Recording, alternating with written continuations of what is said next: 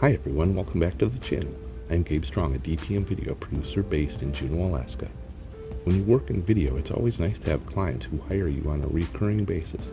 And today, I'm headed back to do more interviews for an ongoing project. It is, in fact, the same project that I talked about in my first vlog on this channel. Now, during that vlog, I did a quick explanation of the setup. Here's kind of the general setup. Interviewee, interviewer, producer, and this here will be the monitor for the producer. We'll set it there. Probably put in a key light here, camera position here, bounce here, backlight here, and then we'll run a black backdrop in here.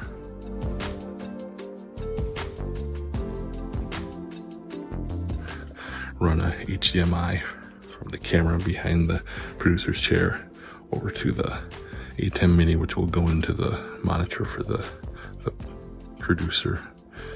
So that's how we're going to try to set it up. Let's take a look at the setup. Typically, you might position the key light on this interview over here, close to opposite the camera. But the client on this project is a video producer himself, and he wanted a very flat look. So I cheated the key light more to the front of the subject to give him that look.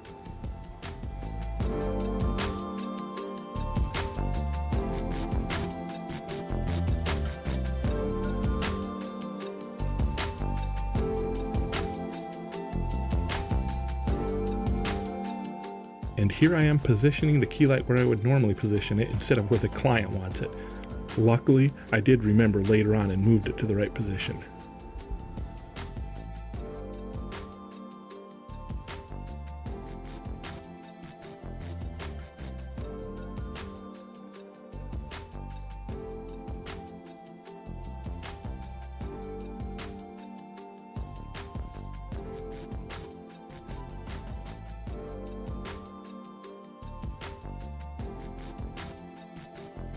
You can see here I have now cheated the key light over toward the front of the interview subject for the flatter look. I have to remember this specific look for this client as it is not my usual interview look.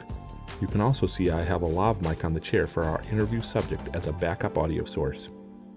And over on the chair is my MacBook Pro, which I'm using as a producer's monitor. Now let's take a look at how this all looks in action. And here are people singing and drumming and dancing and yes.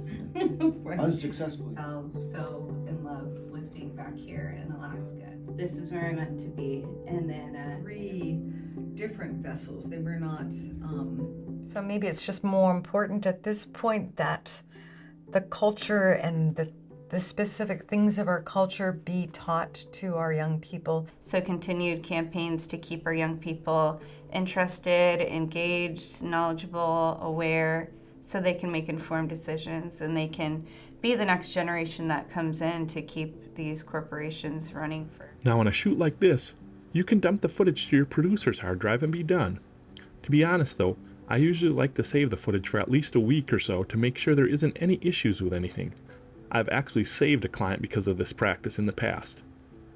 Also, at least half of the work I do is end-to-end shoot and edit work, so I really need a system to save footage.